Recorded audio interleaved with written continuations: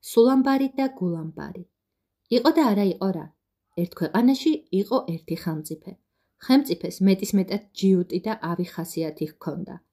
არც შებრალება იცოდა, არც დანდობა. ყველა შეწუხებული ჰყავდა. ყველას სიცოცხლეს უმწარებდა და ხალხმა მეტსახელად ჯოჯოხეთა შეარქვა. ამ სახელმწიფოში ცხოვრობდა ერთი ალალ-მართალი და მშრომელი კაცი, სახელად გოდერძი. გოდერძის 12 შვილი ჰყავდა, ერთი ქალი და 11 ვაჟი. გოდერძი ღარიბი იყო, მაგრამ უსამართლოდ თავს არავის დააჩაგვრინებდა. ხელმწიფესაც ერთგულად ემსახურებოდა, თუმცა ზედმეტ არაფერს აკადრებინებდა. ჯოჯოხეთა ხელმწიფეს არ მოსწონდა გოდერძის ასეთი სიმტკიცე და მართლმოყვარეობა და სულ იმას ცდილობდა მისთვის რამე ემნო. მალე საამისო დროც დადგა. ჯოჯოხეთა ხელმწიფეს 2 ქალიშვილი ჰყავდა.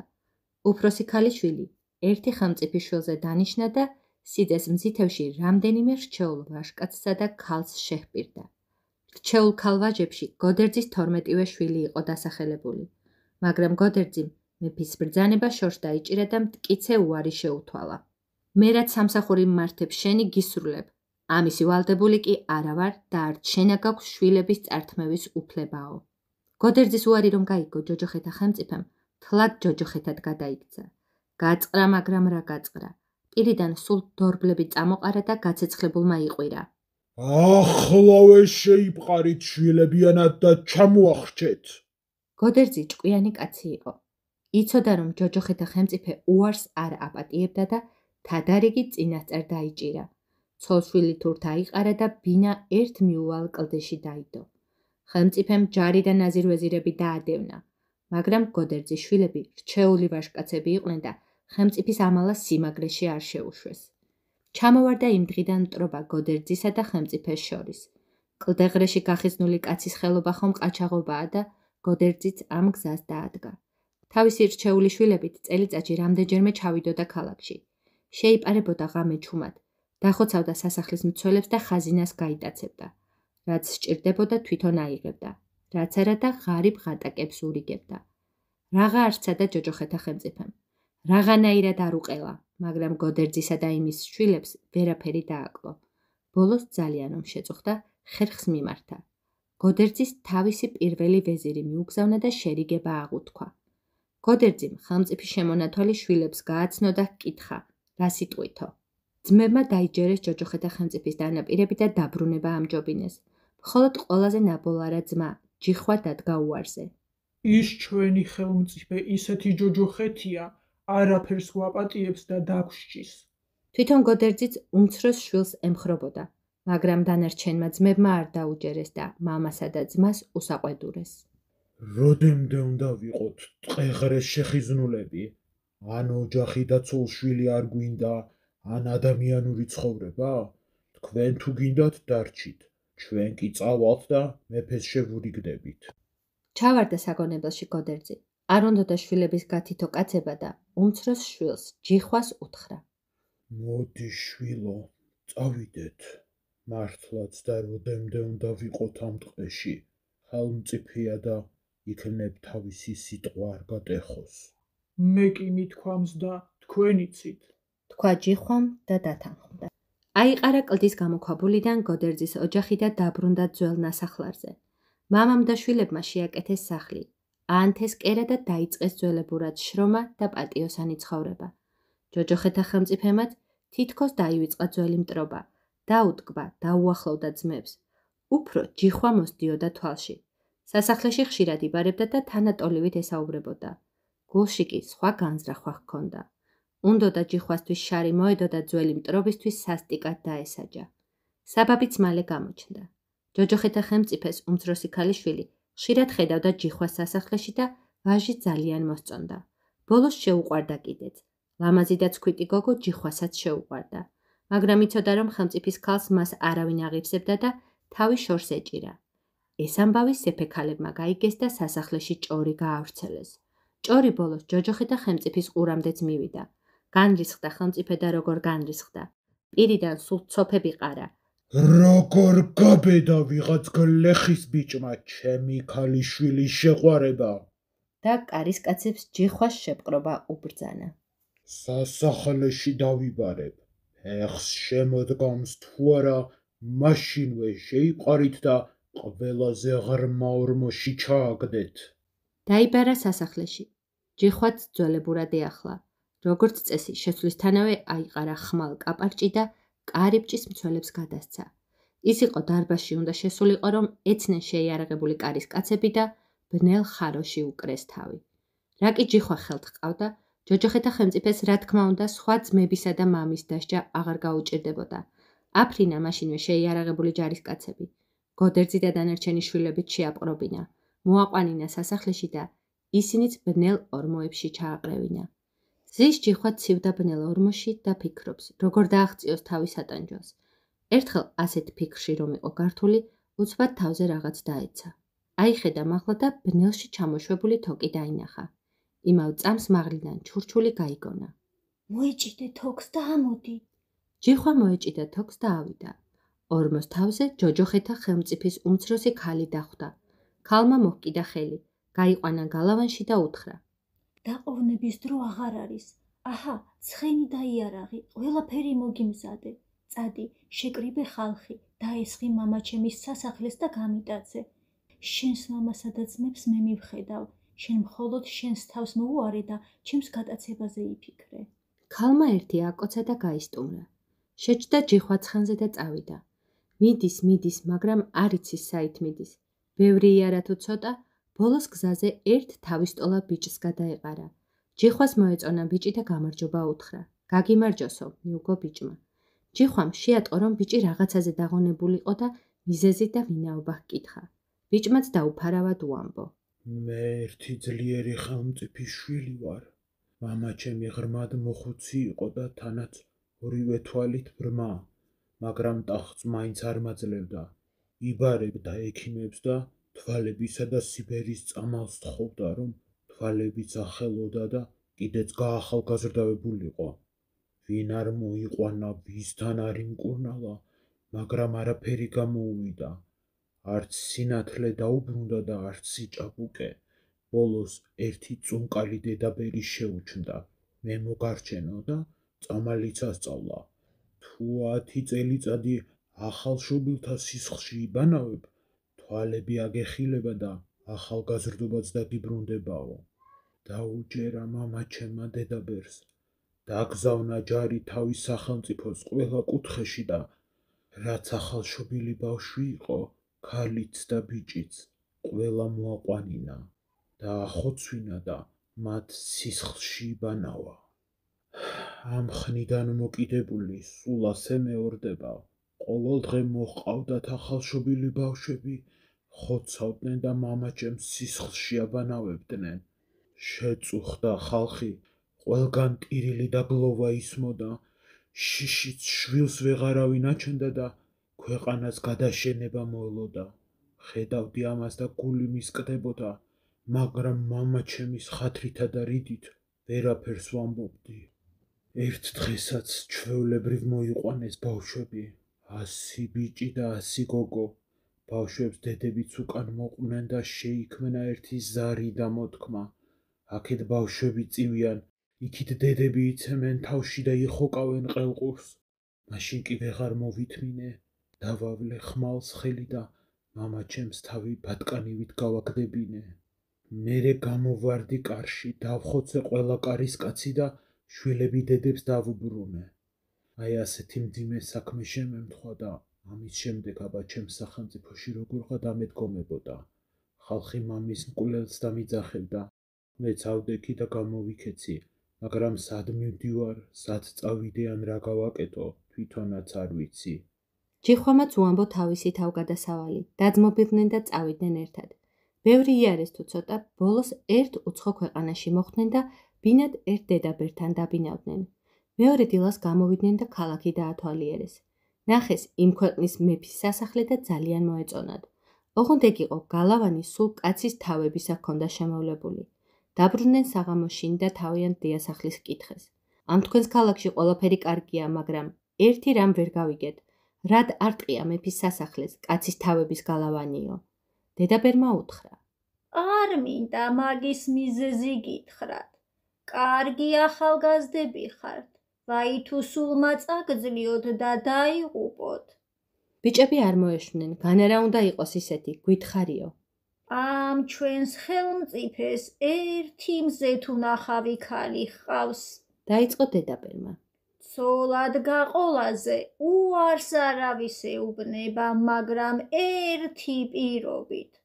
ერთ გამოცანას ეტყვის, თუ გამოიცნეს, გაჰყვება ცოლად.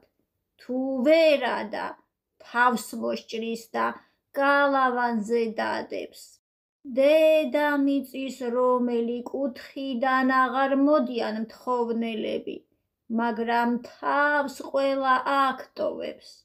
ასე კეთდება ეს გალავანი. ჯიხვას ხელმწიფის შვილმა უთხრა. ბედი უნდა ვცადო და დამეხმარეო. ჯიხვას თავისი გასაჭირი აწუხებდა, მაგრამ ძმადნაფიც ხათრი ვერ გაუტეხა და დათანხმდა. გათენდა მეორე დილა და ძმობილები ხელმწიფის სასახლისკენ გაემართნენ. გზაზე ჯიხვამ უთხრა ძმაბიჭს. გამოცანას რომ გეტყვის, თუნდაც იცოდე, მაშინვე ნუუპასუხებ. მოფიქრების დრო მოსთხოვე. გამოდი, მე მითხარი და პასუხი ორივემ ერთად მოვიფიქროთ. დაეთანხმა ხელმწიფის შვილი და შევიდა სასახლეში. ჯიხვა გარეთ დარჩა და დაელოდა. გამოვიდა ხელმწიფის შვილი დაღონებული. ჯიხვა მიუხვდა გასაჭირს და ჰკითხა, აბა როგორ არის საქმეო? ძალიან ცუდად. უთხრა ხელმწიფის შვილმა. გონი თავის მოყვეთა არ ამცდება. მაინც რა გკითხა ამისთანა? ჰკითხა ჯიხვა. თუ ჩემი თავი გინდა, გამოიცანი ვინ იყვნენ სულამბარი და გულამბარი. თუ არა და შენი თავი ციხის გალავანს მიემატებაო. დრო რამდენი მოგცა? კიდევ ჰკითხა ჯიხვამ. 3 თვე და 3 კვირა. დრო საკმაოა. თქვა ჯიხვამ და ხელმწიფის შვილს უთხრა. მეტი რაღონია, უნდა წავიდეთ და სადაც იქნება და არ იქნება გავიგოთ, ვინ იყვნენ სულამბარი და გულამბარი. ადგნენ იმავე დღეს, შეკაზმეს ცხენები. გამოეთხოვნენ დედაბერს და წავიდნენ. იარეს ბევრი ქვეყანა მოიარეს, მაგრამ სულამბარისა და გულამბარის ამბისა ვერაფერი გაიგეს. დაბრუნდნენ ისევ დედაბერთან. სიარულში 3 თვე გავიდა და ხელთ 3 კვირაღა შერჩათ. 3 კვირის თავზე პირობის თანახმად ხელმწიფის შვილი ქალთან უნდა გამოცხადებულიყო, სადაც თავს მოჰკვეთდნენ. ჯიხვას ბოღმისგან გული უსკდება, რომ ვერაფერ შველის და მთელს დღეებს ოხრა გმინვით ატარებს. ერთ დღეს ხელმწიფის შვილი გულის გადასაყოლებლად ქალაქში იყო გასული. ჯიხვა მარტო იჯდა შინ და კვლავ იმაზე ფიქრობდა, რით ეშველა ძმობილისთვის. უცბად მეორე ოთახიდან რაღაც ჩურჩული გაიგონა. წამოდგა და კარის ჭუჭრუტანიდან შეიხედა. დედაბერ შუა ოთახში თექა გაეშალა, ზედ მორთხმით დამჯდარიყო და თმაგაწეწილი რაღაც ჯადოსნურ ლოცვებს იზეპირებდა. ჯიხვა მიფიქრა, ემან ეს დედაბერი ჯადოქარი არ იყოს და სულამბარისა და გულამბარის ამბავიც თვითონვე არ იცოდესო. შევარდა უცებ, წაუჭირა დედაბერს ყელში ხელი, თან ოქროთ სავსე კისა დაანახვა და უთხრა. აი რჩიე, რომელი გინდა, სიკვდილი თუ სიმდიდრე. მეტყვი სულამბარისა და გულამბარის ამბავს გაგამდიდრებ. არ მეტყვი და კატასავით დაგახშჩობ. შეეშინდა დედაბერს, მართლა არ დამახრჩოსო და უთხრა. ამიშვი და გეტყვი. აუშვა ჯიხვამ დედაბერი და დედაბერმა უამბო. სულამბარისა და გულამბარის ამბავი მე კი ვიცი, მაგრამ უმჯობესია შენი თვალით ნახო და მოისმინო. მე გასწავლი ერთ ადგილს და თუ იქ შეხვალ, ყველაფერს დაწვრილებით გაიგებ. დედაბერმა ქალაქის განაპირას ერთი მაღალ გალავან შემორტყმული სახლი დაანახვა და დაუმატა. ეგ სასახლე. აგერ ჩვენი ქუჩის ბოლოს რომ დუქანი აქვს, იმ ვაჭრისა და სულამბარისა და გულამბარის ამბავიც იმანიცის. წადი, გაეცანი ვაჭარს და უახლოვდი და იქნებ როგორმე მოახერხო იმის სასახლეში შესვლა. მერე დედაბერმა 3 ღერი თმა გამოიძრო და მისცა. რა კი მეგობრის გულისთვის თავს ასესდებ, მეც მოგეხმარები. ეს თმის ღერები კარგად შეინახე. სადაც ძალიან გაგიჭირდეს, მახსენე და მეც იმავ წამს იქ გავჩნდები. ჯიხვამ სთხოვა დედაბერს, ჩემს დაბრუნებამდე ჩემი ძმობილი არსად გაუშვაო და წავიდა. მივიდა დუქანთან და ვაჭარს სთხოვა. შორი ქვეყნიდან მოსული კაცი ვარ. სამუშაო არაფერი მაქვს და თუ გამოგადგები, დუქანში მოჯამაგირედ მიმიღე. ვაჭარს დუქანში მართლაც სჭირდებოდა დამხმარე და უარი არ უთხრა. დაუდგა ჯიხვა ვაჭარს მოჯამაგირედ. დაგავა დუქანი, დაასუფთავა დახლები, დაალაგა საქონელი და ვაჭრობაშიც მიეხმარა. საღამოს ვაჭარმა ჯიხვა დუქანში დატოვა და თვითონ შინ წავიდა. მეორე დღესაც ჩვეულებრივ ვივაჭრეს, ხოლო საღამოს, როცა დუქნის დაკეტვის დრო მოაწია, ჯიხვამ ვაჭარს სთხოვა აქ ნუღარ დამტოვებო. წუხელ სულ ეშმაკები მელანდებოდნენ და შიშით გული გამისკდა. შენთან სახლში წამიყვანე. წაგიყვანდი, უთხრა ვაჭარმა. მაგრამ იქ უარესი დაგემართება და არ მინდა ჩემი გულისთვის ხიფაც გადაეყარო. ოღონდ წამიყვანე და რაც არ უნდა შემემთხვეს, შენ არაფერზე დაგემდურები. უთხრა ჯიხვამ ვაჭარს. კარგი, წაგიყვან, მიუგო ვაჭარმა. მაგრამ თუ რამე დაგემართა, ჩემი ბრალი არ იყოს. დაკეტა დუქანი, წავიდა სახლში და ჯიხვაც თან წაიყვანა. გააღო გალავნის ჭიშკარი ვაჭარმა და რომ შევიდნენ დაკეტა. შეიყვანა ჯიხვა სახლში. გაატარა მდიდრულად მორთული დარბაზები და ბოლოს ერთ პატარა ოთახში ტახტზე დასვა. სასახლეში კაცის ჭაჭანება არ ჩანს. ვაჭარმა თვითონ გააწყო სუფრა. ავახშმა ჯიხვა და თვითონვე აალაგა. მერე ტახტის ქვეშიდან ერთი კაცის თავი გამოაგორა. ჩამოიღო კედლიდან მკლავის სიმსხო რკინის მათრახი, რად მიღალატე, რა დაგიშავეო, უთხრა მოჭრილ თავს და დაუწყო რკინის მათრახით ცემა. კარგად რომ დაიღალა, თავი ისევ ტახტქვეშ შეაგორა და დაისვენა. ცოტა ხნის შემდეგ ისევ წამოდგა და ტახტქვეშიდან ახლა ქალის თავი გამოაგორა. იმასაც ასე უთხრა, რა გინდოდა, რა გაკლდა ჩემს ხელში, რისი გულისთვის მიღალატეო და იმასაც მათრახით ცემა. ცემით რომ გული იჯერა, ქალის თავიც ისევ ტახტქვეშ შეაგორა. მათრახი კედელზე დაკიდა და ჯიხვას უთხრა. ახლა დავწვეთ და დავიძინოთ. ჯიხვამ უარი უთხრა. სანამ არ გავიგებ, ვისი იყო ეს თავები, ან ეს ცემა რას ნიშნავდა, არ დავიძინებ და არც აქედან წავალ. ამაზე ვაჭარმა უთხრა. დაეხსენ ამ თავების ამბავს, თორემ ფიცი მაქვს მიცემული, ჩემ გარდა ვინც ამ საიდუმლოს გაიგებს, უნდა მოკლა. ოტა დამეხსენ, თორემ შენც მოკლავ და მესამე საცემი შენი თავი გამიხდება. მაგრამ ჯიხვა არც ამ უქარას შეუშინდა და კვლავ ხვეწნით უთხრა. ოღონდ მითხარი და რაც გინდა ის მიყავი. კარგი, რა კი არის შლი გეტყვი. უთხრა ვაჭარმა. ჯიხვა ტახტზე გვერდით მოისვა და უამბო. აი, ხომ ხედავ ჩემს სიმდიდრეს. ამ ქალაქში ჩემზე მდიდარი არავინ იყო. მაგრამ სხვა მდიდრები, ვინც სიძუნწე არ მჩვეოდა, ღარიბსა და ნათხოვარს განუკითხავს არ გავუშვებდი და სიკეთისთვის მერთიც ბარაქას მაძლევდა. ერთხელაც ერთი გლახა მათხოვარი შევიცოდე და მოჭამაგირე დავიყვანე. გავამდიდრე, წელში გავმართე და კაცად ვაქციე, მაგრამ იმან სიკეთე ბოროტებითა და ღალატით გადამიხადა. ჩემი ცოლი შეიყვარა და გულში ჩემი მოკლა და თავიდან მოშორება გადაწყვიტა. აი ის პირველი თავი სწორედ იმისი იყო და ცემითაც იმიტომ ვცემდი. ცოლად ულამაზესი ქალი მყავდა.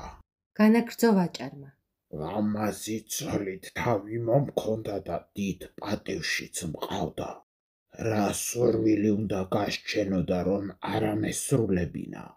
თვალის ჩინივით ვუფრთხილდებოდი, მაგრამ სიკეთე არც იმან დამიფასა.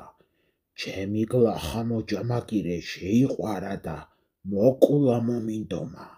მე ეს ამბავი ერთი ჩემი კეთილის მყოფელი კაცისგან გავიგე, დავასწარი და ორივეს თავები დავაყრებინე. აი ის მეორე თავი ჩემი ცოლისა იყო და ცემითაც იმიტომ ვცემე. ეს ამბავი ამ ქვეყანაში ჩვენი ხელმწიფის გრძნეული ქალის მეტმა არავინ იცის. მხოლოდ იმან გაიგო, სულამბარისა და გულამბარის ამბავი დაარქვა და გამოცანად იყენებს. მე კიდევ დამიბარა და გამაფრთხილა, თუ მესამე კაცთან წამოგწდა, ან იმ კაცს თავი მოჰკვეთე, რომ არსად თქვას და საიდუმლო არ გამჟღავნდეს, ან არა და შენ გამოგასალმებ წუთი სოფელსო. ახლა ძალიანაც მენანები, მაგრამ რა ვქნა, ჩემს სიკვდილს ისევ შენი სიკვდილი მირჩენია. თავი უნდა მოჰკვეთო და ჩვენი ხელმწიფის ქალს წავუღო, თორემ ცოცხალს არ დამტოვებს. რაღა უნდა ექნა ჯიხვას, პირობას ვერ გადავიდოდა, მაგრამ რომც გადასულიყო, წასასვლელი არსაით ჰქონდა. ყველა კარი შიგნიდან იყო დაკეტილი. ხოლო ვაჭარმა უკვე ხმალი ამოიღო და უთხრა სასიკვდილოდ მოემზადეო. ჯიხვას იმდენად თავისი სიკვდილი არ აწუხებდა, რამდენადაც ის, რომ მეორე დღეს მის ძმობილ ხელმწიფის შვილს პირობის ვადა უთავდებოდა და თავის მოსაკვეთად ხელმწიფის ქალთან უნდა გამოცხადებულიყო. დაღონდა ჯიხვა, ვერც ძმობილს შველოდა და თვითონაც სიცოცხლეს ესალმებოდა. ამ დროს მოაგონდა დედაბრის მიცემული თმის ღერები და ვაჭარს უთხრა. პირია, უარს ვერ გეტყვი. მხოლოდ ერთ საკთხო, ერთი წუთით აივანზე გამიშვი. სიკვდილის წინ ქრისტიანულად ვილოცებ და მერე შენი ნება ასრულდეს. ვაჭარმა ნება დართო. იცოდა ჭიშკარი მჭიდროდ ჰქონდა დაკეტილი შიგნიდან, ხოლო გალავანზე ვერ გადახტებოდა. გამოვიდა ჯიხვა აივანზე. ამოიღო დედაბრის თმა და ახსენა. იმავ წამს მოფრინდა დედაბერი, შეისვა ჯიხვა მხრებზე და გააფრინა. ვაჭარი ელოდა, მაგრამ ჯიხვა რომ აღარ გამოჩნდა, თვითონ გამოვიდა აივანზე, მიხვდა რომ ტყვე ხელიდან გაუსხლდა და თავი მოიკლა. გათენდა მეორე დილა. უამბო ჯიხვამ ხელმწიფის შვილს სულამბარისა და გულამბარის ამბავი და წავიდნენ ხელმწიფის ქალთან. ჯიხვა გარეთ დარჩა. ხელმწიფის შვილი ქალთან შევიდა. ქალმა ჰკითხა. აბა, როგორ ხარ პირობაზე? ცოლად წამოკვეთო, თავი მოგკვეთო. ყველაფერზე მზადა ვარ, ოღონდ ჯერ მომისმინე. უთხრა ხელმწიფის შვილმა და უამბო რაც ჯიხვასგან გაიგონა. იყო ერთი ძალიან მდიდარი ვაჭარი და ყავდა მზეთუნახავი ცოლი. ერთხელ ვაჭარმა ერთი გლახა აიყვანა მოჯამაგირედ. გლახამ და ვაჭრის ცოლმა ერთმანეთი შეიყვარეს და ვაჭრის მოკლა გადაწყვიტეს, მაგრამ გაუგო ვაჭარმა ღალატი და თვითონვე დააყრევინა თავები. ეს ყველაფერი შენს მეც არავის გაუგია. სულამბარისა და გულამბარის ამბავი დაარქვი და გამოცანად იყენებ. მართალი ხარ, უთხრა ქალმა. მაჯობე პირობაში და დღეიდან შენი ცოლი გავხდები. შეიყვანა ხელმწიფის შვილი მამასთან და უთხრა. აი, ჩემი საქმრო და ჯვარი დაგწერე. ხელმწიფემ თავის ქალს დიდი ქორწილი გადაუხადა და დიდძალი მზითევიც გაატანა. ჯიხვამ ვაჭრის ქონება წამოიღო და წამოვიდნენ ხელმწიფის შვილის ქვეყანაში. ხალხმა არათუ უარყო ხელმწიფის შვილი, მადლობაც გადაუხადა ავი მამის მოკლისთვის და იმავე დღეს ტახტზე აიყვანა. ჯიხვამ უთხრა ხელმწიფის შვილს. ჩვენ ყველაფერი საზიარო გვაქვს და ტოლად უნდა გავიყოთ. ხელმწიფის შვილი დათანხმდა და მთელი ქონება, რაც ნაშოვნი ჰქონდათ, თანატოლად გაიყვეს. მერე კიდევ უთხრა ჯიხვამ. ახლა ეს ქალიც უნდა გავყოთ. ხელმწიფის შვილს გაუკვირდა. ქალი როგორ გავყოთ? თუ გინდა, შენ დაგითმობ. არა, იუარა ჯიხვამ. შუაზე უნდა გავჭრათ. გამოიყვანა ქალი, დააყენა და უთხრა. შენც საზიარო ხარ და შუაზე უნდა გავჭრათ. იძრო ხმალი და რაც ძალი და ღონე ჰქონდა მოუქნია. ქალი შეშინდა და პირიდან მწვანე შხამი წამოანთხია. ჯიხვამ ხმალი ისევ ქარქაში ჩააგო და ხელმწიფის შვილს უთხრა. აი, ახლა გყავდეს ცოლად, რაც ბროტება ჰქონდა გულში, სულ წამოვაყრევინე და ამის შემდეგ ერთგულცოლობას გაგიწევს. რამდენიმე დღის შემდეგ ჯიხვამ ხელმწიფის შვილს თხოვა. ჯარი მომეცი რომ ჩვენი ჯოჯოხეთა ხელმწიფე დავამარცხო და ჩემი დაძმები და მამა ტყვეობიდან გამოვიხსნაო. მისცა ხელმწიფის შვილმა ჯარი, საუკეთესო სარდლები და თვითონაც თან გაჰყვა. მივიდნენ ჯოჯოხეთა ხელმწიფის სამფლობელოში და ხელმწიფესაც და იმის ჯარისკაცებსაც თავები დააყრევინეს. ჯიხვამ პირობისამებრ ჯოჯოხეთა ხელმწიფის კეთილი ქალიშვილი შეირთო ცოლად და ხელმწიფედ ეკურთხა. გაათავისუფლა მამა, და-ძმები და ყველანი ნაზირ ვეზირებად დაიყენა. ჭირი იქა, ლხინი აქა, ქატო იქა, ფქვილი აქა.